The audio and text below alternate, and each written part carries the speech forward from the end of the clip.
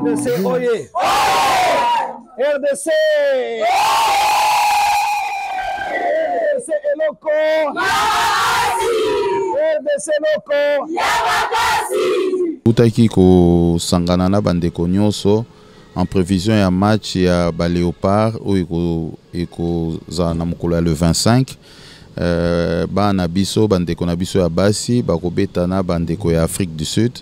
Alors il était question que tokutana pour na kobongisa makambo nyonso et toujours rassurer la population que nyonso ebongisami pour que bana na biso bazwa victoire parce que pour ça na biso ezali tozwa déjà victoire awa na Kinshasa pour que na Afrique du Sud ezala kaka formalité.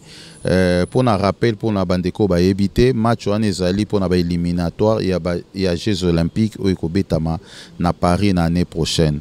Et en occasion tozo senga na population bana nyonso ya Kinshasa bino pe bandeko bozana bandundu bozana pembeni bozana na Congo central pour ça na biso ezali tozala ebele pour que bana tant bakomona biso bazana makasi ya kopesa biso victoire.